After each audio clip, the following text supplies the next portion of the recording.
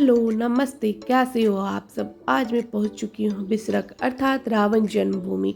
आप महान ऋषि विशर्वा की भी भूमि इसे बोल सकते हैं।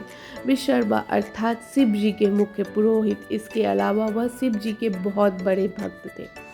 यह रावण के पिता भी थे।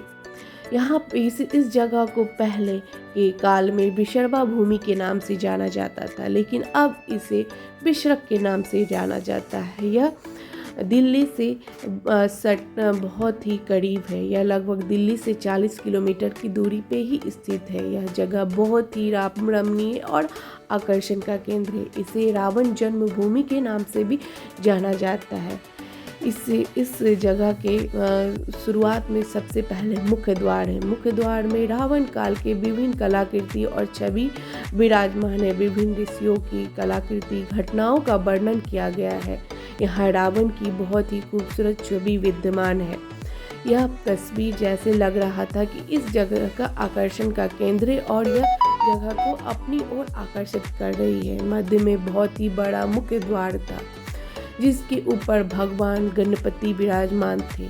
यह भी बहुत ही ज़्यादा आकर्षण का केंद्र था। यह मुख्य द्वार बहुत ज़्यादा शिल्प कलाओं से सुसज्जित था। बहुत ही खूबसूरत और सुंदर और रमणीय लग रहा था। आकर्षण का केंद्र था। हम अब आगे की ओर बढ़ रहे थे। आगे की ओर से मुख्य द्वार से मंदिर का नज़ारा बहुत ही खूबसूरत दिख रहा था और मुख्य द्वार के ऊपर गणपति जी का भी यह दृश्य बहुत ही खूबसूरत ही लग रहा था। मंदिर के मध्य में एक हवन कुंड और नंदी जी विराजमान थे। इसके अलावा मंदिर भी बहुत ही खूबसूरत और रमणीय और आकर्षित केंद्र था। यह मंदिर बहुत ही खूबसूरत था और अपनी ओर आकर्षित कर रहा था।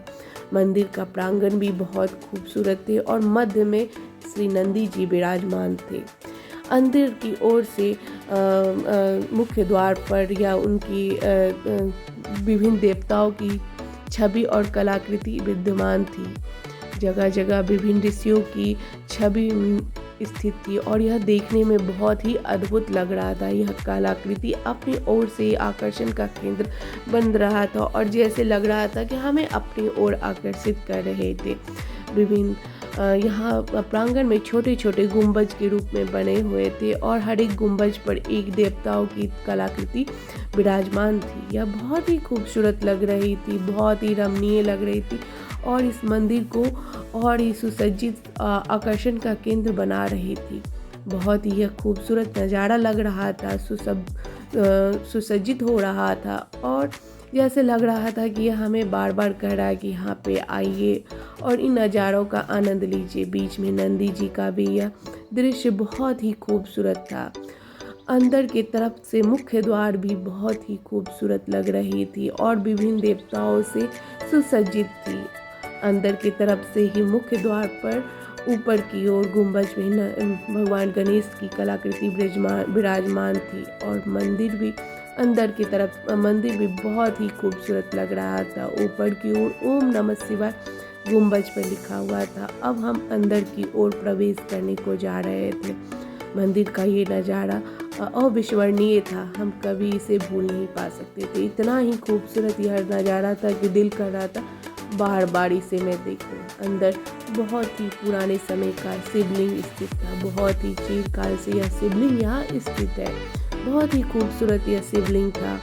ऊपर मंदिर के ऊपर एक शिव जी की तस्वीर भी थी। हम अंदर की ओर प्रवेश कर रहे थे।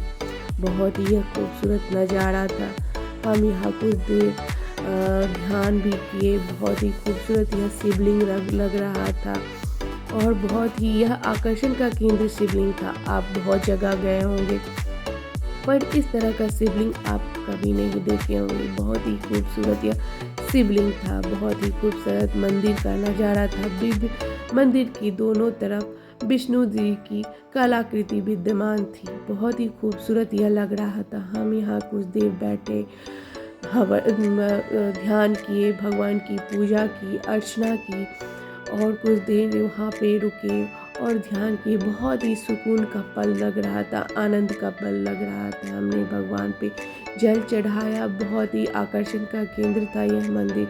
बहुत ही मन में सुकून की भावना लग रही थी। अब जब कभी पहाड़ी दशाओं से विचलित हो जाए या परेशान हो तो एक बार ज़रूर ये मंदिर आके देखिए। बहुत ही सुकून का जगह है, बहुत ही शांति का जगह। अब हम आगे मंदिर की ओर बढ़े और मंदिर के बाकियों का नज़ारा देखें। मंदिर के प्रांगण में बहुत ही पुराना एक पीपल का पेड़ था जो कि बहुत ही खूबसूरत लग रहा था और अपनी कहानियों का वर्णन कर रहा था।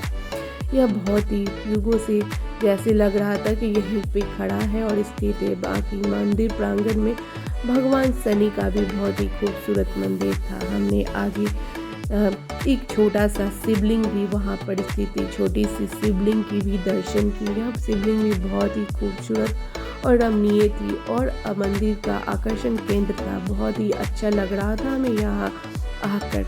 बहुत ही खूबसूरत यह शिवलिंग थी, बहुत ही रमणीय थी शिवलिंग। हमने यहाँ पे भी पूजा अर्चना की और अपनी मनोकामनाएं पूरा होने की कामना की। बहुत ही खूबसूरत यह शिवलिंग था।